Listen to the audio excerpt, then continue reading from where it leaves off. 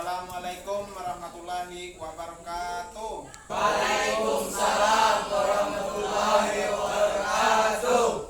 Sebelum memulai KBM kita pada pagi hari ini, alangkah lebih baiknya kita berdoa terlebih dahulu. Untuk memimpin doa, Bapak minta kepada siswa kita, Rifansyah. Sebelum memulai KBM kita pada pagi hari ini, marilah kita membaca doa. Membaca doa dimulai. Membaca doa selesai. Hari ini siapa yang tidak hadir? Tidak ada. Oke, kalau begitu kita bisa langsung masuk ke dalam materi kita pada hari ini, yaitu pengukuran. Nah, minggu kemarin kita sudah belajar tentang pengukuran. Nah, kemarin ada alat-alat ukur yang sudah kita bahas. Yang pertama ada penggaris atau mistar tadi. Terima kasih.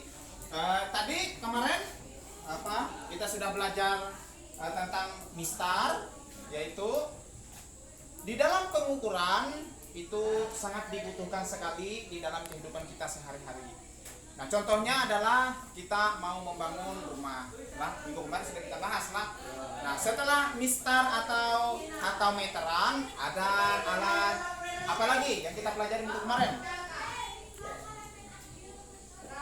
Pak, Ya. jangka sorong Pak. Ya, jangka sorong kemarin. Nah, yuk, apa lagi? Apa? Ya. Ya, namanya mikrometer Nah, tadi sudah dijelaskan oleh kawan kita tadi, disebutkan tadi namanya tadi bukan mikroskop, namanya mikrometer sekrup. Nah, alatnya adalah mikrometer sekrup tadi adalah yang ini. Coba Bapak tunjukkan dulu.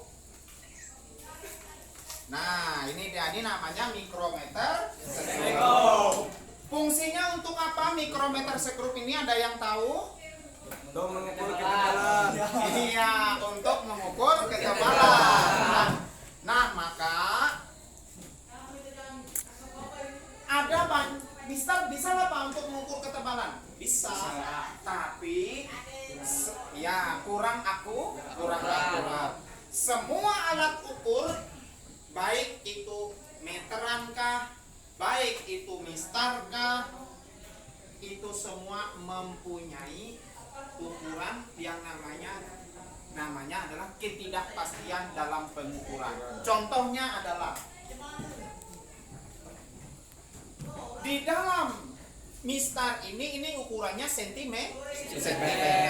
Kalau yang garis kecil-kecil ini namanya milimeter.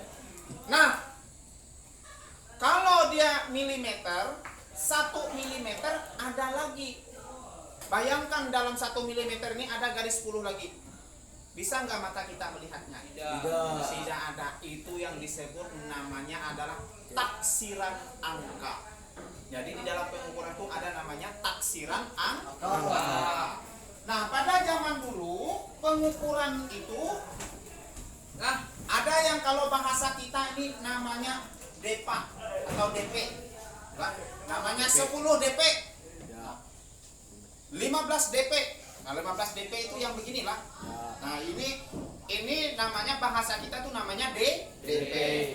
Nah, tetapi setiap DP per orang itu berbeda-beda. Kenapa dia berbeda-beda? Karena panjang tangan orang itu berbeda-beda. Nah, maka karena berbeda-beda tadi, dunia perlu mempersatukan ukuran tersebut, yaitu yang disebut dengan SI, Satuan Internasional, supaya menjadi bahan rujukan. Nah, di dalam satuan internasional inilah yang sebagai rujukan orang dalam pengukuran, baik dalam pengukuran sentimeter kah dia, meter kah dia, maupun pengukuran waktu, juga pengukuran massa atau berat benda. Nah, maka oleh sebab itu kita perlu mempelajari itu semua. Cukup. Nah, baik Bapak memperkenalkan yang ketiga ada alat pengukuran massa. Massa itu adalah berat benda. Ini namanya adalah neraca. Tapi biasanya itu alat neraca yang biasa kita pakai di sekolah itu adalah neraca Uhaus.